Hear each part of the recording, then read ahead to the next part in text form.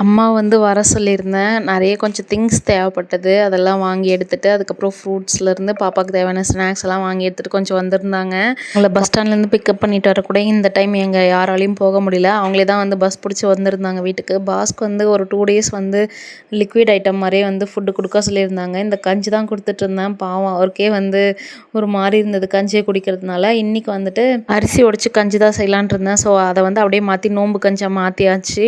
ஹாஸ்னிக்கும் வந்து ஒரு பக்கம் வந்து ஃபீவர் வந்துருச்சு. அவளையும் பார்த்துக்கணுன்றது வந்து கொஞ்சம் கஷ்டமா தான் இருந்தது. அம்மா வந்ததுனால அப்படி இப்படின்னு கொஞ்சம் சமாளிச்சிட்டோம். சாக்கா வச்சு ஒரு 2 டேஸ் லீவும் வந்து போட்டுட்டா. அவங்க வரும்போதே வந்து நான் யோசிச்சு வச்சிருந்தேன். நெறைய பெண்டிங் ஒர்க் இருந்தது. ரேஷன் போடுறது, அப்புறம் கம்ப்யூட்டர் சென்டருக்கு நெறைய வேலை இருந்தது. அதெல்லாம் வந்து அம்மா வந்ததும் தம்பியை வந்து அம்மா கிட்ட குடுத்துட்டு நாங்கலாம் போய் அந்த வேலையெல்லாம் முடிச்சுட்டு வந்துட்டேன். அவங்களும் வந்திருந்ததுனால கொஞ்சம் சமாளிக்க முடிஞ்சது. எல்லாமே வந்து வீடெல்லாம் கொஞ்சம் க்ளீன் பண்ணி குடுத்துட்டு போயிருந்தாங்க. ஒரு 2 டேஸ் கழிச்சு அப்புறம் வரேன் அப்படின்னு சொல்லிட்டு போயிருக்காங்க. நெக்ஸ்ட் வீடியோல பார்க்கலாம். பாய்.